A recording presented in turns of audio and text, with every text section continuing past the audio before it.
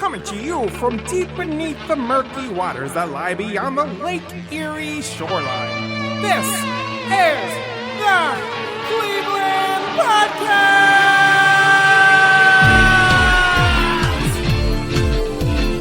With Fred the Mud Monster and South Bay Caesar. Find us online at facebook.com/The Cleveland Podcast or email us at theclevelandpodcast@gmail.com. Now, join us as we journey through Northeast Ohio and the city of Cleveland. Hey, Fred! What's going on, Caesar? You like salad? You asked me that last time. I'm going to ask it again. It's called tradition. Oh yeah, I like salad. It's just fine. It's not as good as like pizza. Oh, for shame. That is your name, though. Shame, shame, shame. We know your name. Shame. Hey, when I first moved here in the summer of 2015, I had just taken a position here in Cleveland, and I didn't really want to leave where I was at. It had less to do with not wanting to move here and more I didn't want to leave where I was at. And so my plan was just to fill in my time, do my time here in Cleveland, and then after 1 year, I was just gonna, after I served my time, I was just gonna go somewhere else. But then summer of 2016 rolled around, and things started to kind of become like magic. A few things happened. I'm not sure which one happened first. Do you remember there was the Republican National Convention and there was the NBA championship and then there was like the World Series shortly after the other two? The convention was announced first. Okay. But the event itself was after the Cavs won. Right. Okay. And so that was like a magical time for the city. The curse had been broken. The Cleveland curse had been broken. You know who I met? Do you remember Vermin Supreme? No. Oh, Vermin Supreme. I think he was a presidential candidate. Oh. And he ran. I don't think he actually ever got any traction. But he would wear a rubber boot on his head. Oh, this is the guy that's ponies for everybody. Yes. That's right. I do remember this because college kids love irony. And what is he? He wanted to fight gingivitis too, right? Oh, that's right. Yeah, something like that. That was his presidential campaign. Gingivitis. So Vermin Supreme, I guess, was about 8 years too late because I think he ran in 2008, and I think that was at the beginning of YouTube, the YouTube sensation. I think that was right around that time. Right. And Vermin Supreme took advantage of that newfound YouTube sensation. Oh yeah. Right. And he became viral. He went viral. He was like one of the first people to go viral. Yeah. But 8 years later, when the Republican National Convention came to Cleveland, I got to meet one of my favorite YouTube sensations, Vermin Supreme. That's nice. Yeah. That's great. I remember I, too, thought that I would be here and then I would leave. Again, I came here for school. I came here for college. I thought 4 years, and that was that. I remember I was traveling after the summer of my freshman year, or the conclusion of my freshman year. I remember going to New Orleans, and I remember just seeing the beautiful sounds, the lights, the whole experience, including the smell of urine and Bourbon Street. Oh, that's definitely the New Orleans experience. Oh, yes.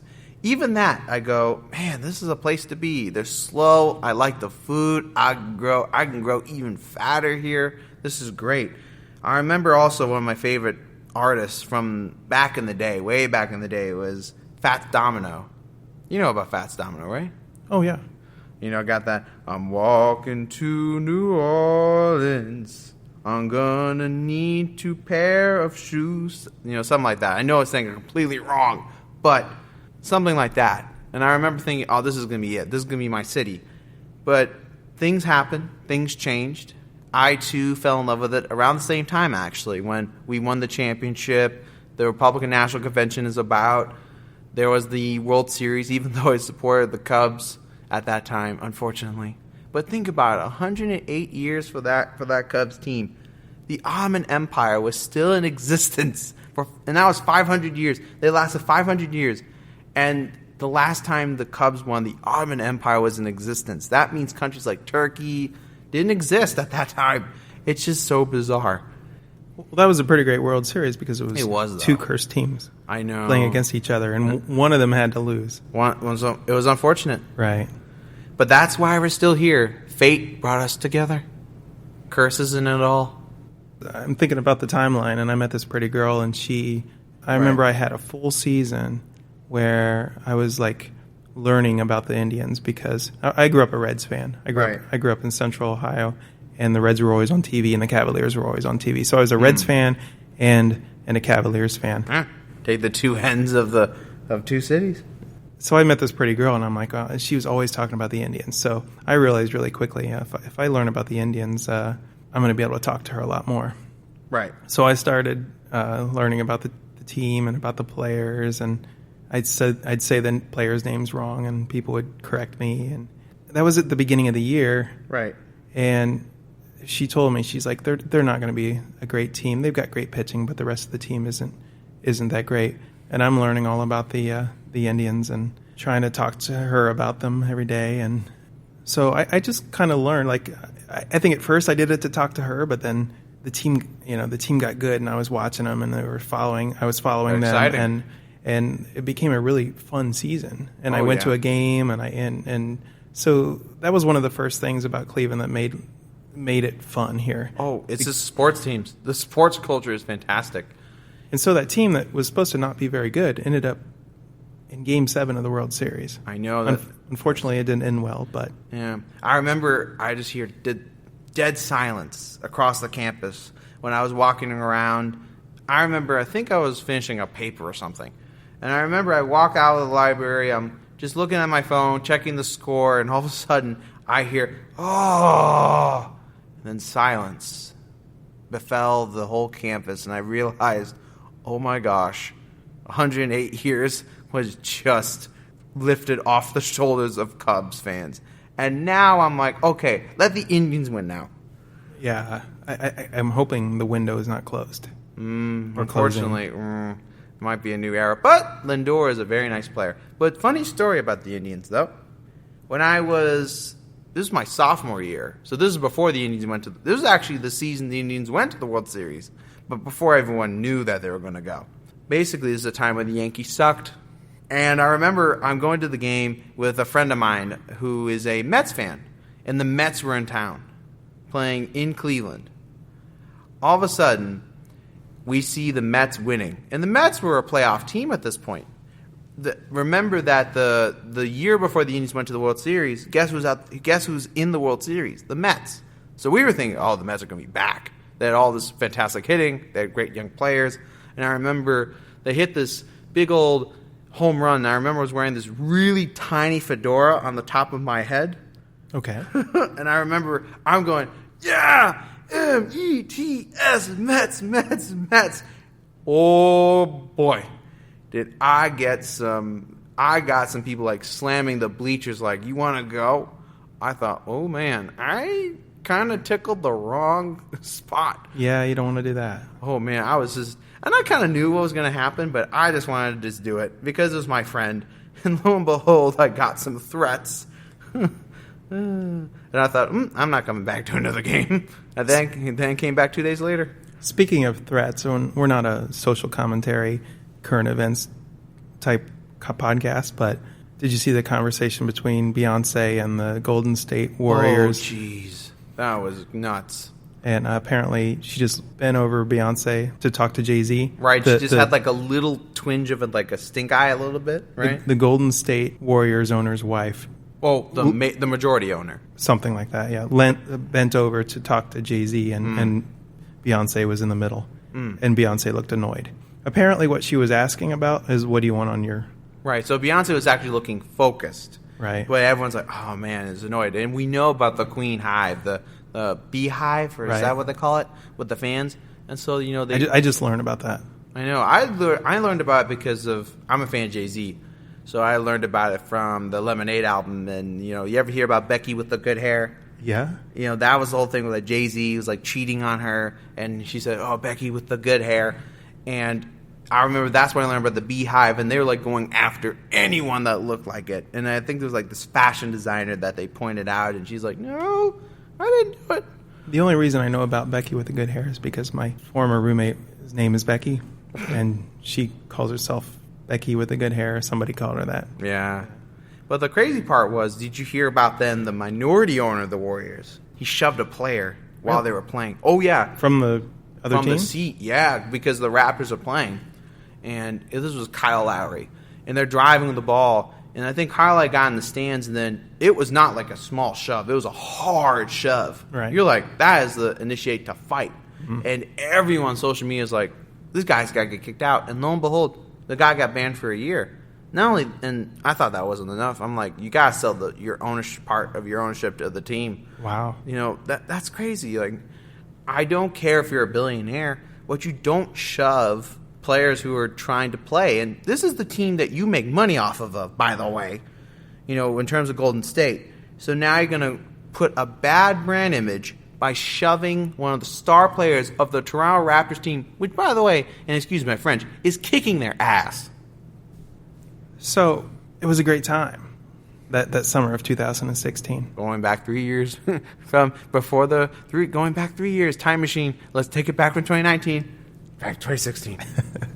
And I mean, I don't know if I want to say I fell in love with the city, but I got caught up in the excitement. Oh, and yes. I think it's hard to explain unless you're here, but suddenly, like this huge weight was lifted off the city, and just the sun shone through. Right around, metaphorically. Yeah. It's never sunny here. It was sunny today. Well, yeah, now it's cloudy. Yeah, you're right. But this weight was lifted off the city, and it was kind of a magical time to be here. And that's right around the same time where I kind of lost my focus and kind of became a Clevelander. Yep. I got trapped when I started volunteering for the Great Lakes Science Center, and seeing the people come in, that was such an eye-opening experience. And it was my first experience going off campus, and so that began my journey in constantly going off campus to do new things. You know, and I remember the wandering was the beginning of my falling in love with the city. And the reason I chose the college I chose, which was Case, was because of the urban environment. Because all the other schools are like, oh, we're so tooty, look at us. We're in the middle of a farm. We got cows. I'm like, I don't care about the cows. You don't care about cows. That's where hamburger comes from. I mean, I like cows. Don't get me wrong. I think they're my brethren, but I don't care for cows in a university where it's like, well, we have our milk locally made. I'm like, that's great, but I like to do things outside of just the university. I grew up on a farm, and I dated a girl, like, after I went to college, and I dated a girl who was like, oh, I want to see cows. And I'm like, yeah, I grew up around cows. I can take you to the farm. Did you go cow tipping? You know, I still, to this day, I don't know if cow tipping is like snipe hunting. I don't actually think that's a thing. If anybody who is listening knows if cow tipping is a real thing. I think it's like, are you familiar with snipe hunting? No. I grew up on a farm. I never saw anybody tip a cow the entire time I lived there. It doesn't mean it doesn't happen. I think it does. I think it happens more down where I'm from. Really? A little more south, yeah. Can you push a cow over? Have you ever seen somebody do it? I've seen a video of someone doing it. Really? Okay. And it was a bad idea. Because that cow gets back, or the cow, like, some of those cows get back up and then they're ready to go. So particularly the bulls, because, you know, they get pulled over. They're like, you want to go? I'm just going to put this horn up somewhere that the sun won't shine. So I took my girlfriend back to the farm where my parents lived at the time. Right. And so I walked her out to the barn. I'm like, all right, you want to go see the cows? And she's like, yeah, I want to see the cows. And we get out there, and I put my arm up on the rail, and I look over at the cows, and they're all there in the barn, and one starts peeing, and another one starts pooping. Oh dear! And then there's like, and like then another one, and just one after another, just like. It was just like a melody, a symphony of peeing, farting, and pooping. A symphony of bowel movements. So I look over at my girlfriend. After about a minute of looking, and I'm like, "Have you seen enough?" And And she's like, yeah. Oh, man, that's funny. Farm animals aren't nearly as interesting as we want them. Yeah, that's so true. But you ever hear about the joke about the cow that winds up in an earthquake? You know what you get? No. A milkshake. Oh, that sounds delicious. Wish I had a cow in an earthquake. Another one of those great things that happened in 2016 was the parade for the championship. Yeah. Was it 2.1 million people that crowded downtown Cleveland, including cows? They were there. I wasn't actually able to go, but I was in Baltimore at the time, but I couldn't go. I did drive by. And people were climbing up the sides of buildings to get a look because there wasn't a lot of space. People were crowding the streets and they couldn't start the parade because they had to push people back. So people went up into the buildings and they climbed the exterior of the buildings and watched from above. It looked very dangerous. But I mean, have you seen all these other celebrations? It's better than certain cities that decide to tip over cars and start fires or start a riot. Or France, where they decided to have outright riots in Paris when they won the World Cup, because that's the best way to celebrate your country. And then that same year, the Browns were bad. Oh, yeah. Didn't they go 1-15? Yeah, and they almost went 0-16. Was it that year or was it the year before that? I'm trying to remember. I think it was that year.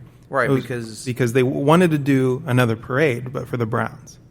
Oh, yeah. And then they won they wanted to call it the 0-16 parade. That's right. And then they won a game. Yeah, and they beat the Chargers. They ruined that. Yeah. Can you imagine being the team that lost to the Browns that year? Well, it's not that bad. The Chargers didn't make the playoffs, so. It didn't happen, but it happened the next year. They went 0-16. The Browns went 1-31? Yeah, under in that 2-year span. Not even the Lions sucked that bad. Hugh Jackson. Look, and there's a history of him being a bad head coach. Good, quarterback coach.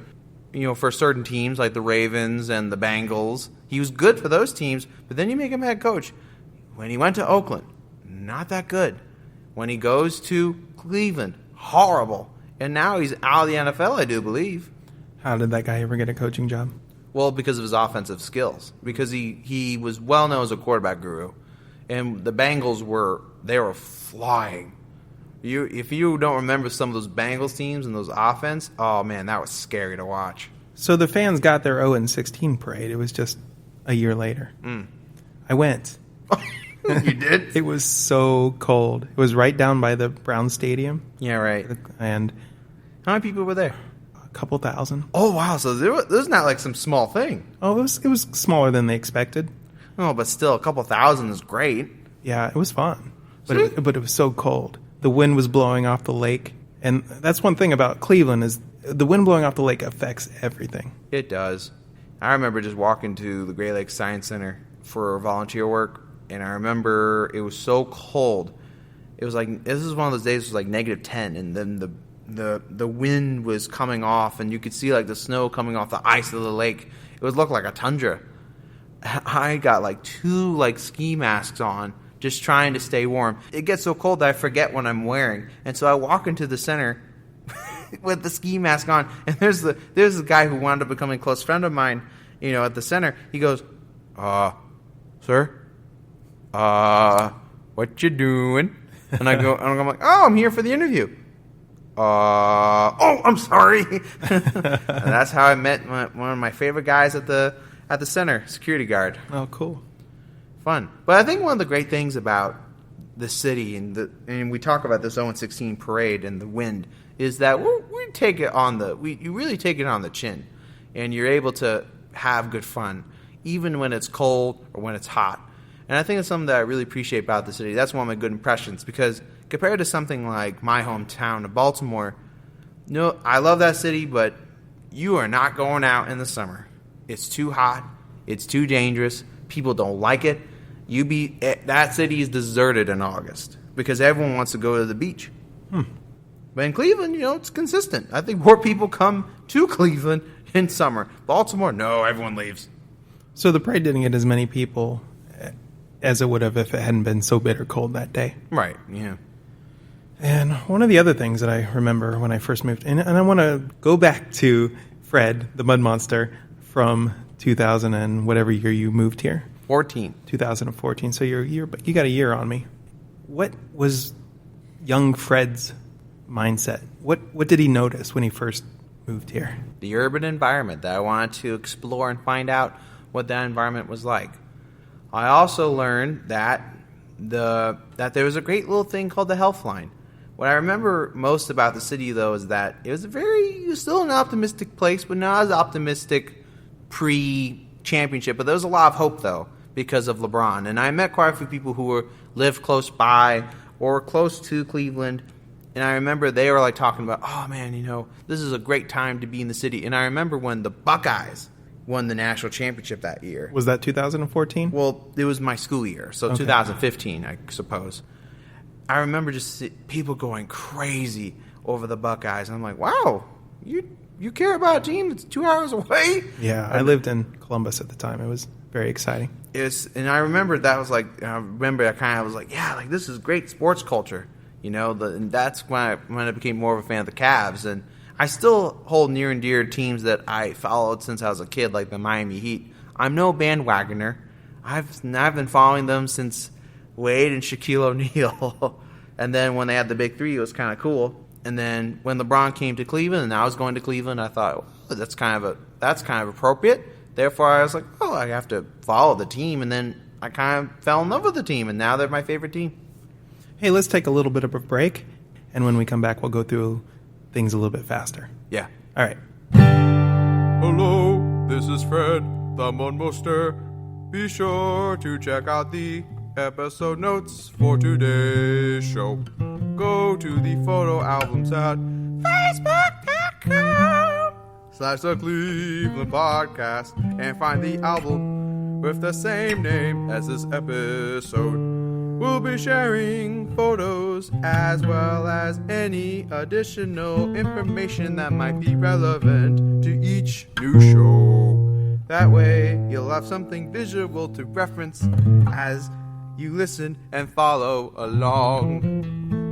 If you enjoy the show, be sure to like us and share. See you on the interwebs.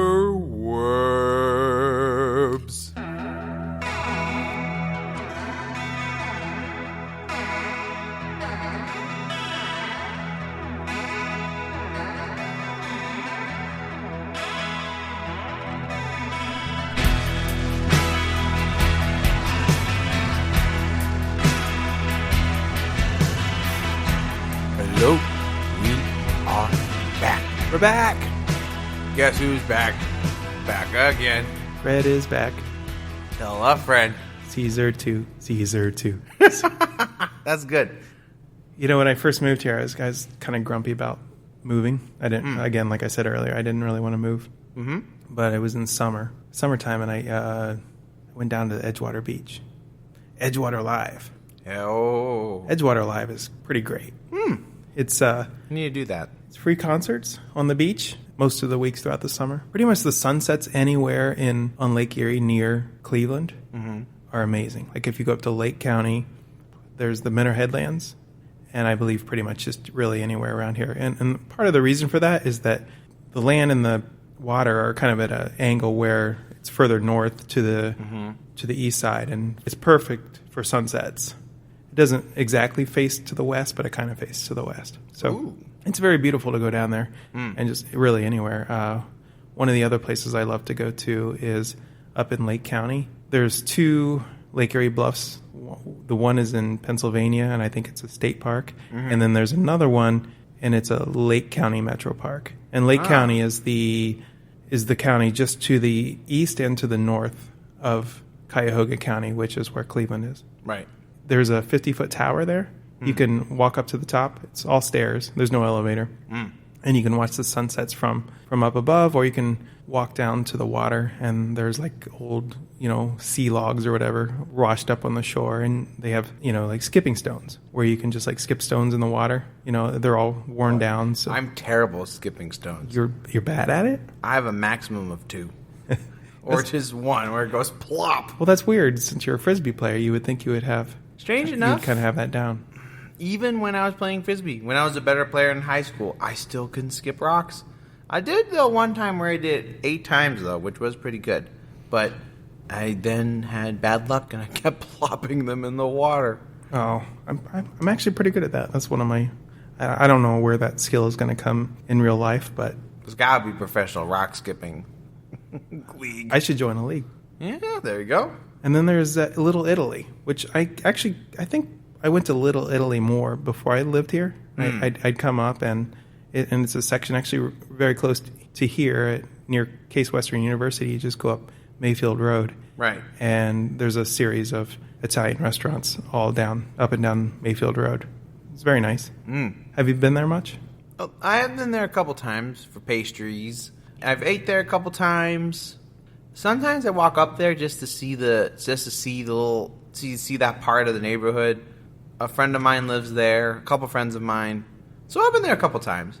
There's a lot of European culture here, like Eastern European culture. There's a big amount. And I've never lived in a city like that before. I guess in other cities that I've lived in, I think of immigrants as people from, Asia, Africa, South America. But until I moved here, I don't think I'd ever lived somewhere where there were so many like European immigrants. What's fascinating is that there are more, in terms of total numbers, the highest amount of immigration historically has been those from Eastern Southern Europe during the early 20th century. The reason that we think of immigrants as this kind of modern conception of, Latin America, Africa, and Asia is because that's been more of an influence because of the fact that our political activities have shifted from more Europe to those continents. We have our hands both legally and illegally in activities in those continents, and that has led to numerous results where people have come to the United States from those continents. And it's also a media campaign too. Like there's a lot of Hispanics or Africans or Asians that would be on like little posters, and that's kind of the appeal to bring people to the United States.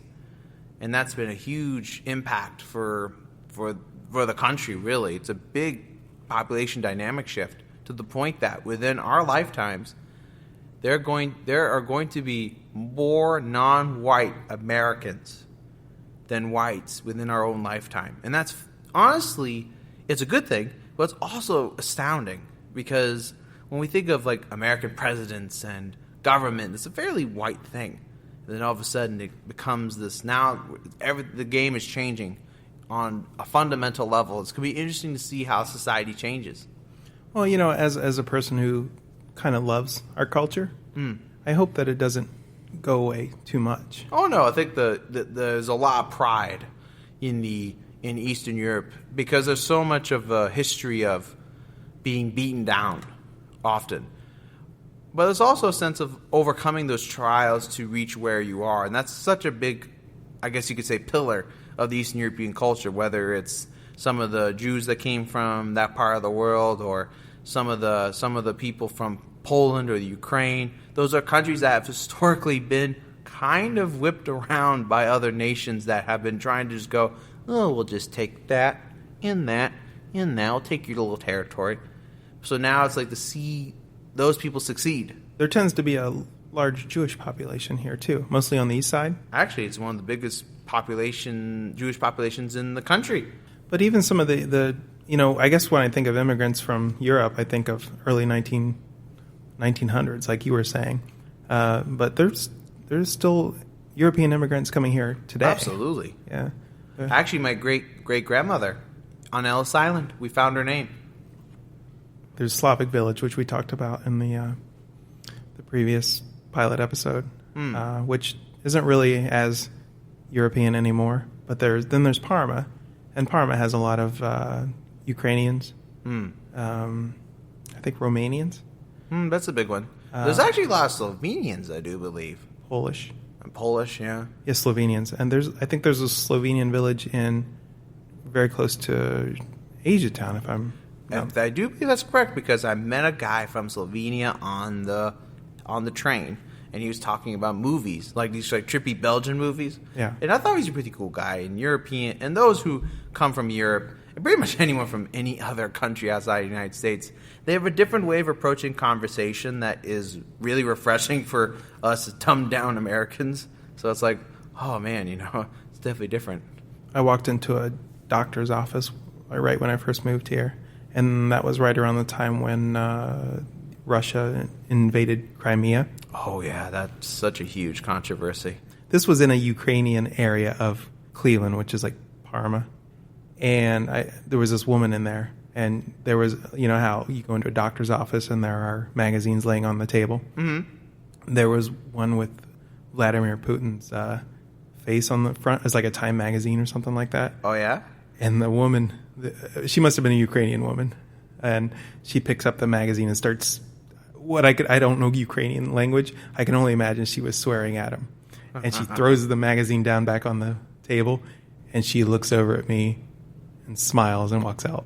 That's hilarious. But did you ever see the picture of Vladimir Putin shirtless on a horse? I have, yeah. So it just shows Putin's like an egomaniac.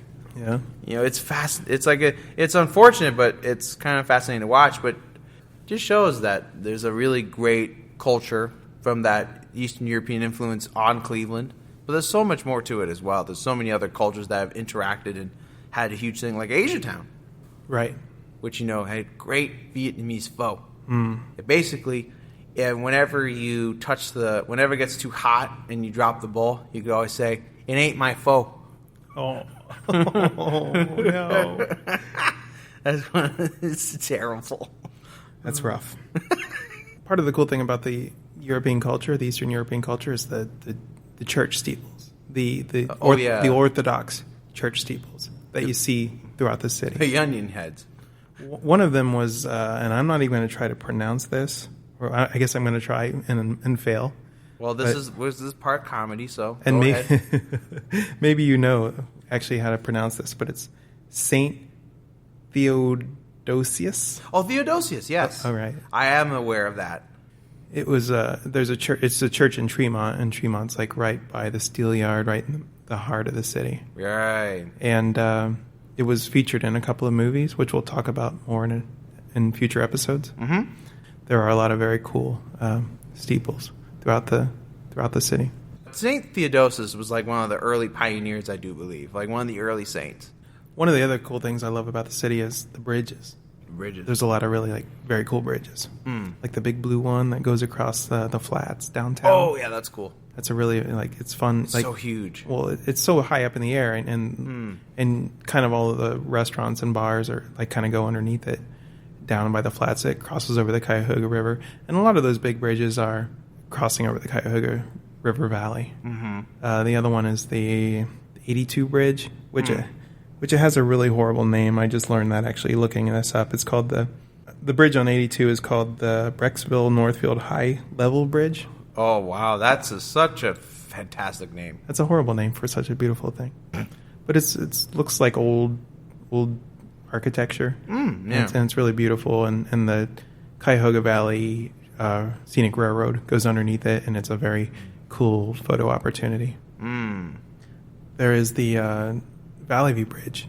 It's Interstate 480. Right. And it's a really cool tall bridge too with scenic views. You can see downtown Cleveland, and you can see the movie theater underneath. One of the really great bridges though, the bridge that goes to the Q, or as we like to call it now, Rocket Mortgage Fieldhouse, which is such a bad name. Yes. Oh, it's such a horrible name. I'm sorry, but it just doesn't have the same feeling as the Q. But that bridge is really cool because you walk across and you kind of get to see the whole city and the downtown and the flats. It's a really great view when you're walking from Tower City all the way down to the Q. Okay.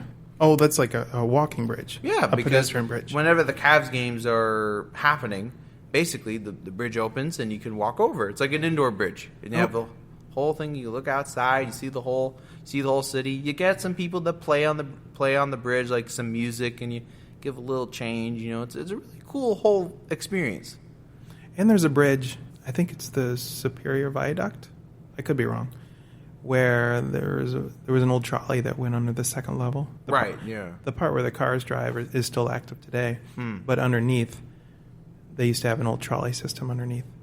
And that's a pretty cool bridge, too. And the city is so three-dimensional.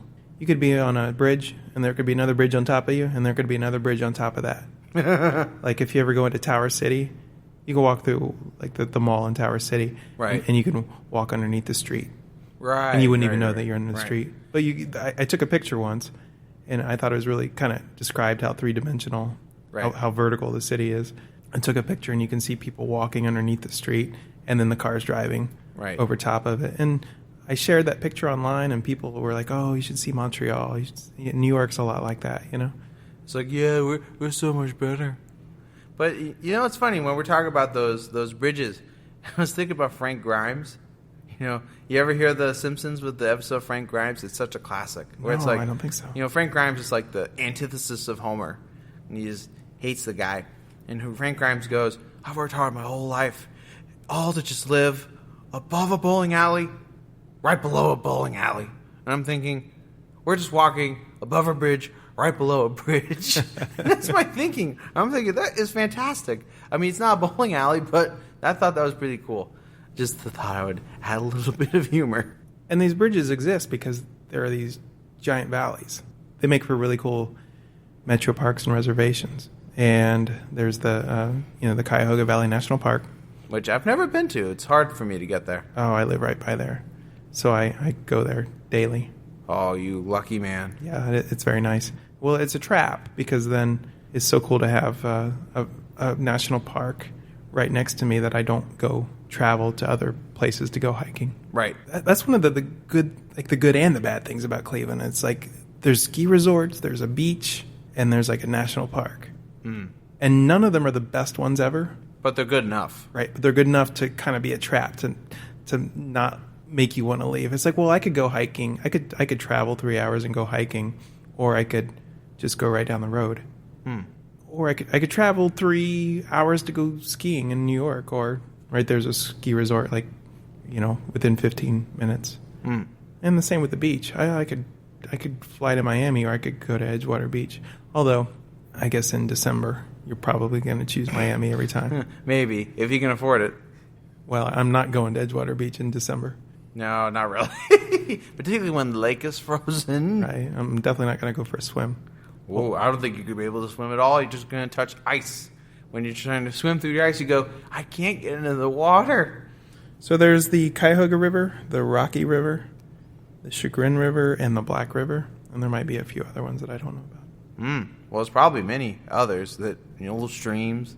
You know, I was thinking, though, about one of the strange things about those rivers, right? The Cuyahoga. Okay. One of the things was, one of the unfortunate things I remember was, this is actually, I thought was a good thing, believe it or not. You know how, the river's on fire? Right. The image? Yeah. I thought that was so cool. And I was kind of like half hoping, I'm like, maybe, by some odd chance, it will happen again. and of course, now I go, oh my God, that's horrible for me to think about. But I was like, fire, yeah. It was like, oh gosh. Well, I don't think it's burnable anymore. No, because we actually done a good job. Or somewhat of a good job. Yeah. Although there are some negatives that we'll talk about later. Yeah, but I thought that was actually a really cool feature, though. But when you go on the Cuyahoga, though, I do find it really interesting to walk across the flats and see how big it is. And you see all this trading, and you see like a former city that clearly was a port for so much trading. And it's still trading now, but you really see that this was a place where people really were going in order to receive trade. And it's really cool just to see industry down there. I'm always fascinated by that. There are a lot of great metro parks here. Really? Oh, yeah. If you're not an avid hiker like I am. Oh, I can't hike. You might not appreciate it as much. Well, I do like to look at the pictures, I suppose. Yeah. And they really are kind of beautiful places. Again, they're usually in those river valleys. Right. And again, there's Lake County, again, which is north and east. Pretty great in the summertime. Fantastic. Well, it actually leads to a fascinating point.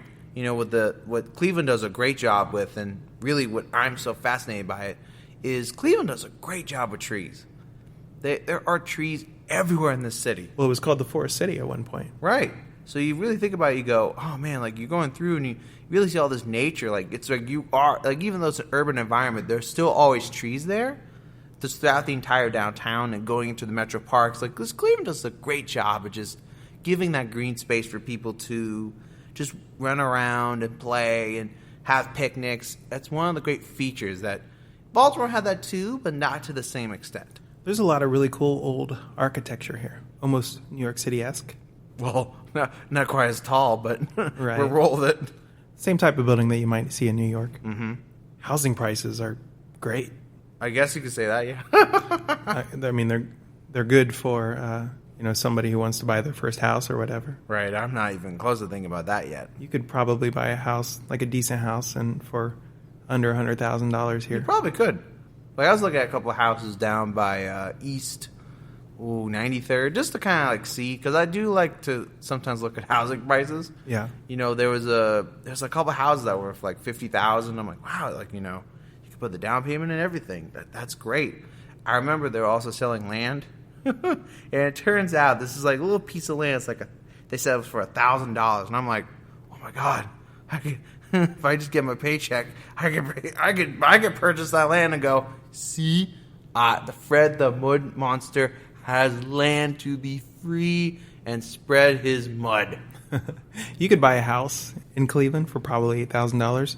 You don't want that house. Oh yeah, I think I saw one for $10,000. It immediately said fixer upper condemned. I'm like, that's not just a fixer upper. That is, we're gonna bulldoze it down and rebuild it from the ground up.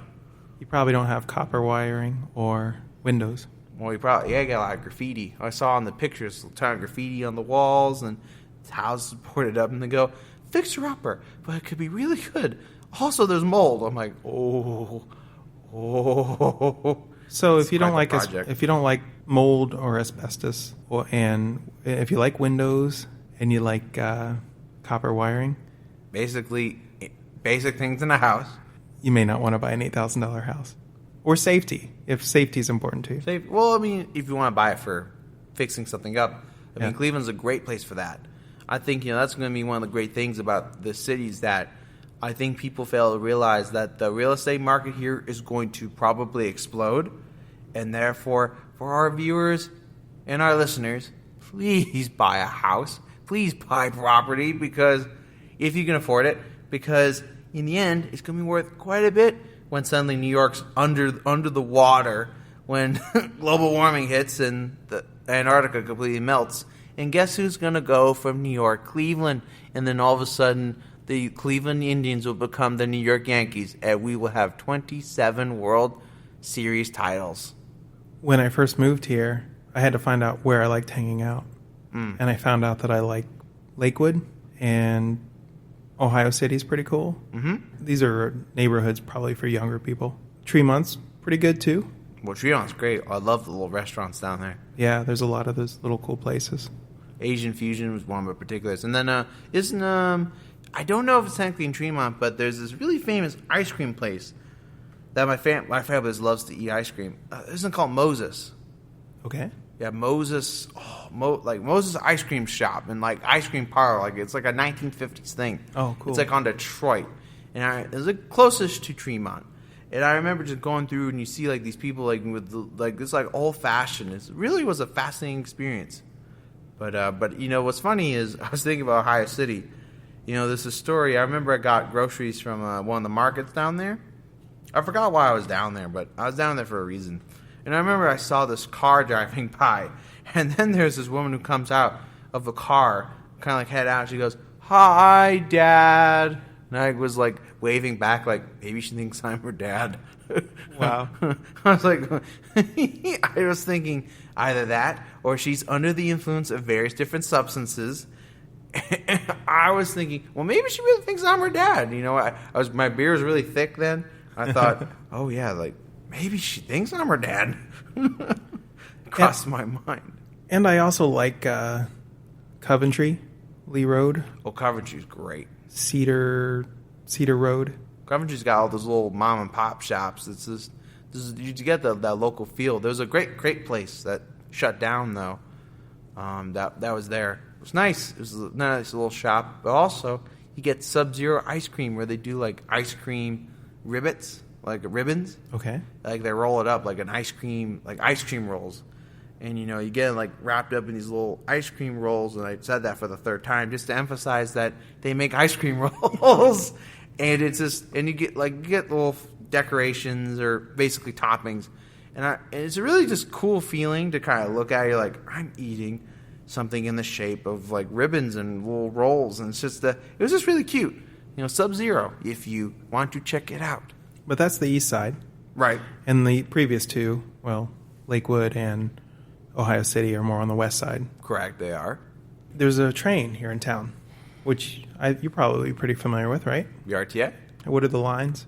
Oh, red line, blue line, green line. I've been through all of those lines. They go more to the east side than they do to the west. Yeah, that's the unfortunate part. Yeah. Once it hits west, they go, well, everyone's got a car on the west side, so we're just going to leave it to them. Because it seems like they go, well, there's more like cars, I guess you could say, compared to those who live on the east side. We just go, well, we don't have a car, but we'll take the train. But I wish there were more stops. I do believe they're expanding it, or there's plans to expand it. Aren't they running out of money? Didn't Kasich cut the budget for trains?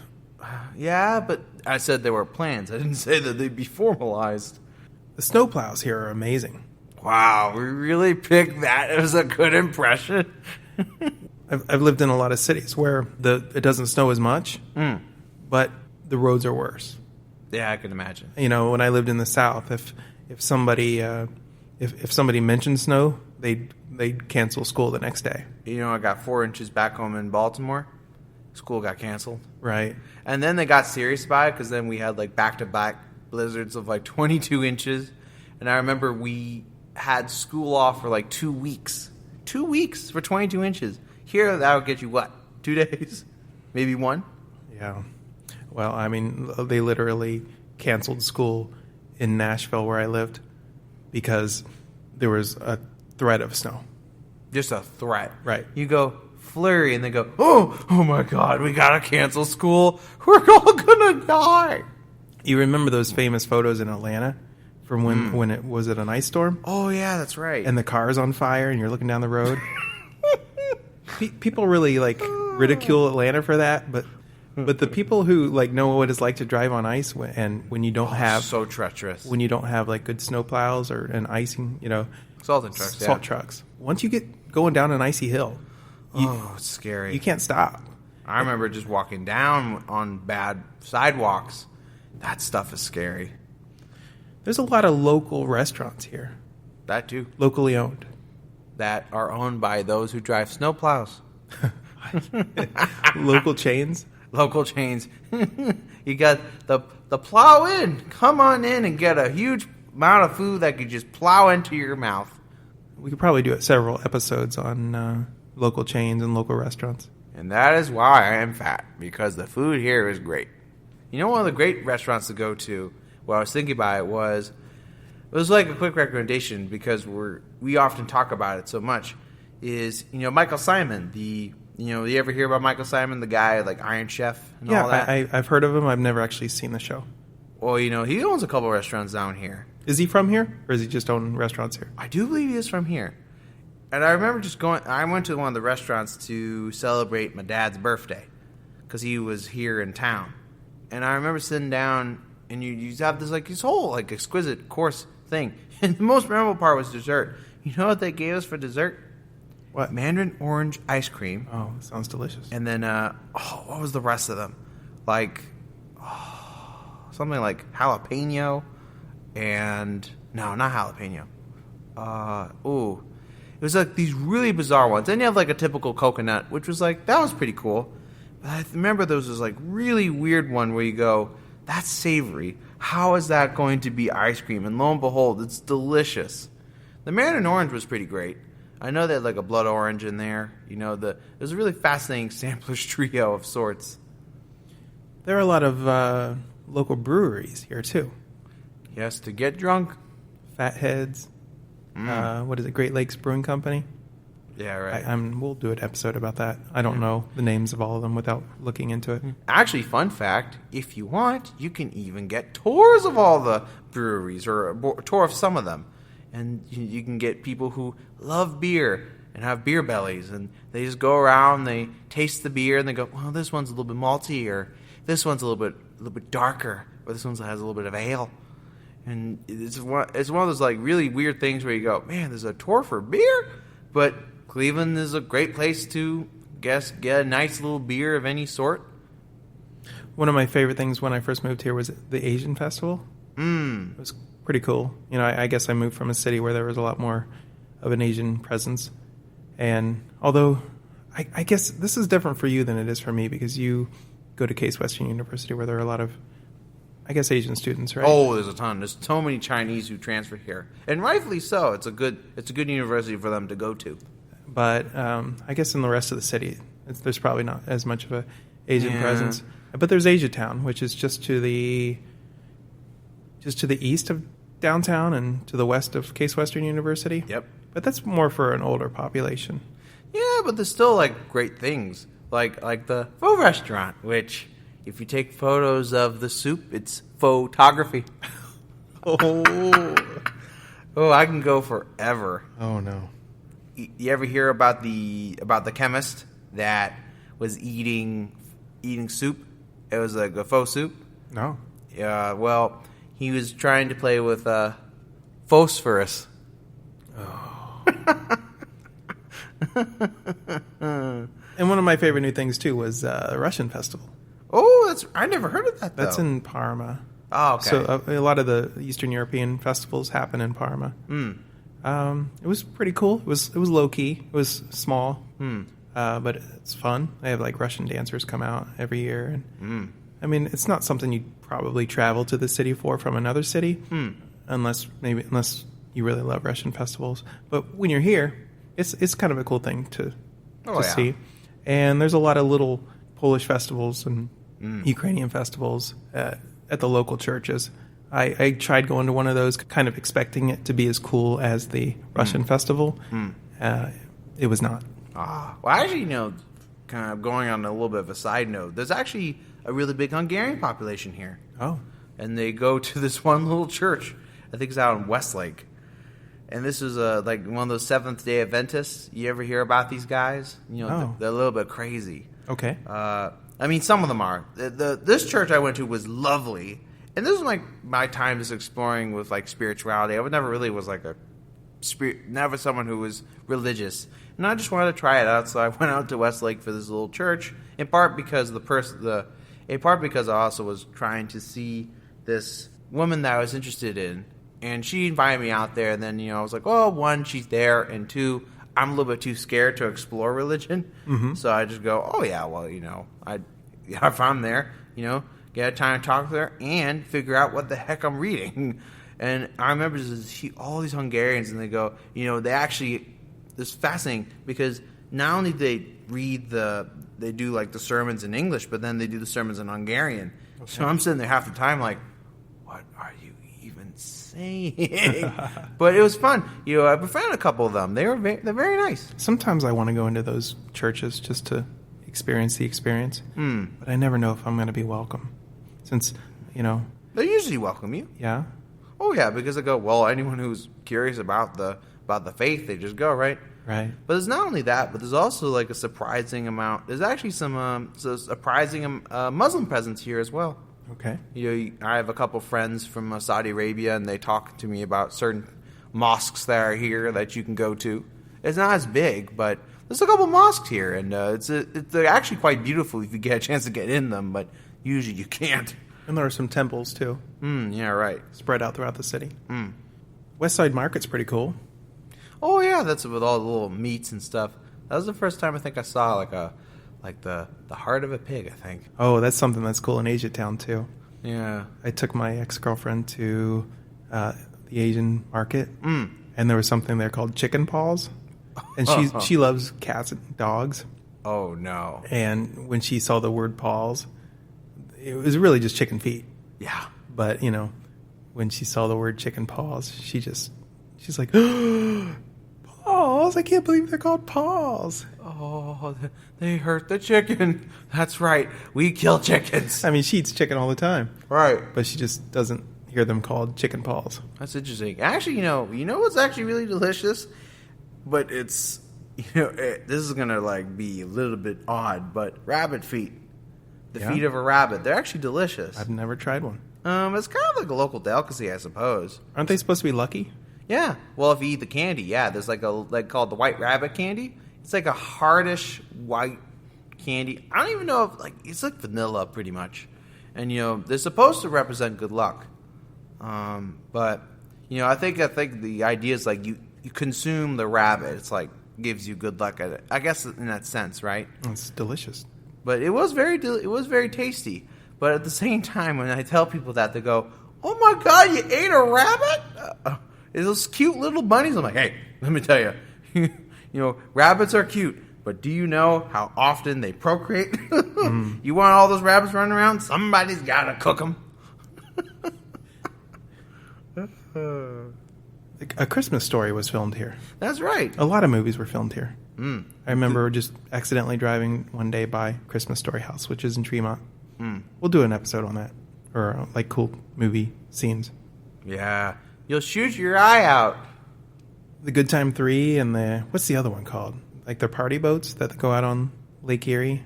But there's the Good Time 3, and then there's another boat that goes out on the water. Nautica Queen.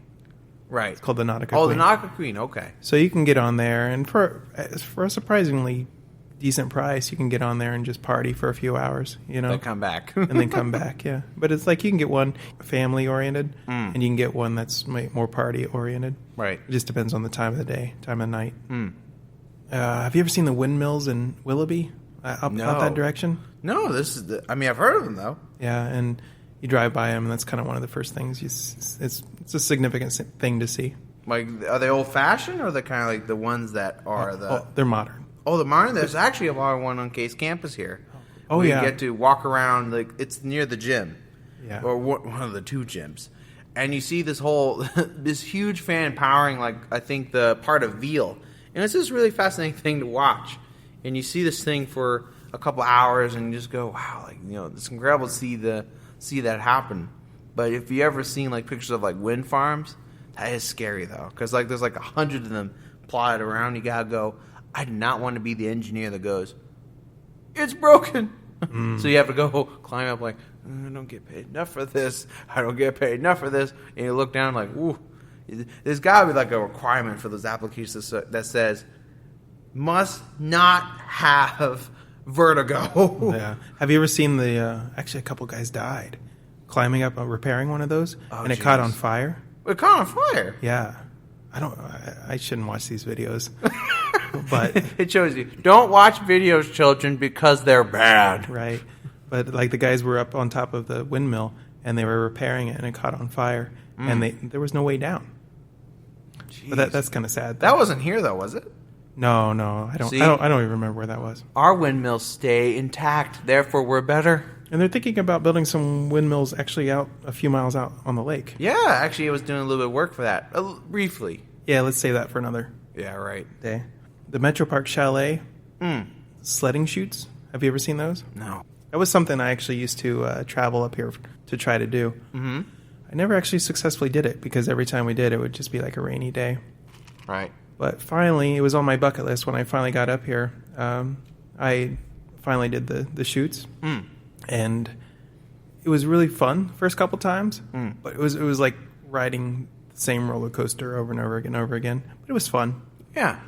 And then there's, we go back to the ski resorts, and there's skiing and tubing, things like that. I have a little bit of fear of skiing, actually. Yeah, I've never actually done downhill skiing. I do cross-country skiing. There's a lot of cross-country skiing. Oh, that's so hard. I don't know how you do that. How do you, literally ski across the snow like that with being so flat? It's like being on a Nautilus machine. Like this, The Cleveland Scripps signs, those are pretty cool. That was one of the first things I noticed.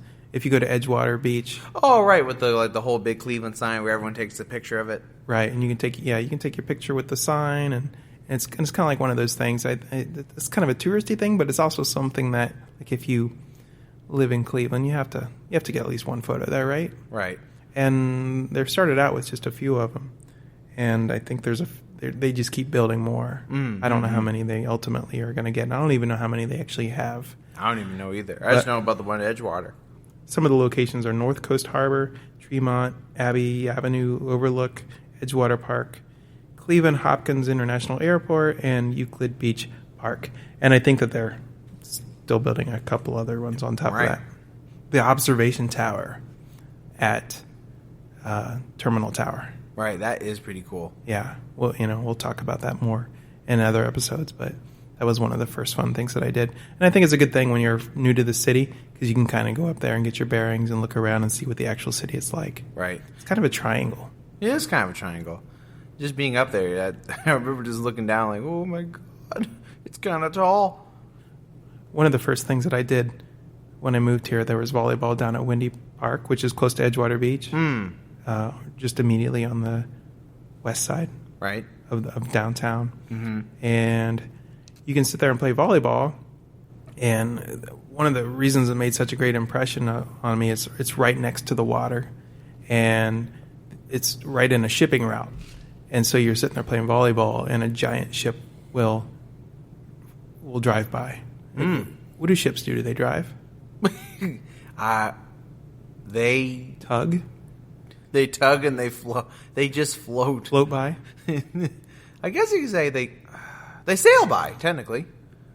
They're not sailing. But that's the term, though. Like, right. For so long that it's been usage of sail. I mean, boats have been using sails for a good 2,000, 3,000 years. You can't just go and say, oh, well, now they're powered by steam. And just go, now it's just, we got to know what they're going to go. Are they steaming through? They sail through. You ever hear about things set sail and, all that good stuff?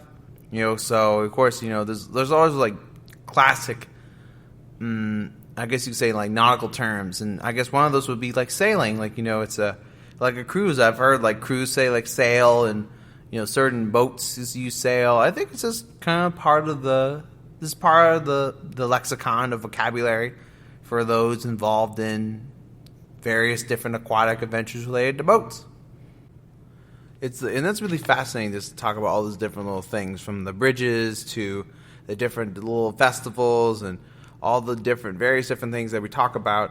And that's kind of like, that's a really big, there's so many other good things about the city, but those are like, we can go talk about it for hours, but we're trying to limit it to a very certain set. Right, and those were mostly my first impressions. Right. I mean, maybe somebody else would move here and have a completely different set. And that I have pretty much the same first impressions too, which is why we just went with those. But it was interesting. I just remember this now about a story related to the RTA.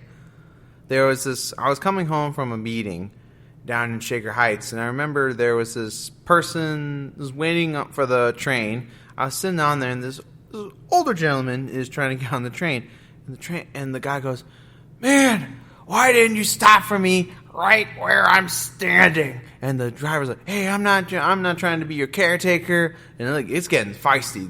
And the old man's like, "I don't know, I've lived too long to care about that." And all of a sudden, they're starting to curse at each other. They go, "Oh, you're F you too," and they're going back and forth. They're calling each other names. And all while this is happening, there's this person that is sitting in front of me, and they're playing the Lemonade Beyonce album. Okay. So while they're cursing at each other back and forth, I hear, it's just like this guy's starting to sing with it, and he's starting to dance, and there's like in the front, there's a full out speaking fight between the old man and the lady. Sounds like total chaos. I mean, and I had to listen to this for like a good 10 minutes. I'm sitting there like, oh my God, when is the old man going to get off? And then the old man gets off, and he pulls out the middle finger, and it was, oh man. But Beyonce was still playing, though, so I had to deal with that until I had to get off. Imagine if the Beehive had seen that. Oh God, I think I would be totally skewered. Okay, well, that's kind of our first impressions of the city. Mm-hmm. The good stuff. Yes. And our next episode will be much more somber. The things that need improvement. Right. The bad. Well, I mean, I guess you could say that, but I think that's going to be the title. I guess the bad. The good, the bad. I don't know if there's any ugly that we're going to cover. No. Just the good, the bad, and the Cleveland. All right. This has been the Cleveland Podcast, Episode 1. See you soon.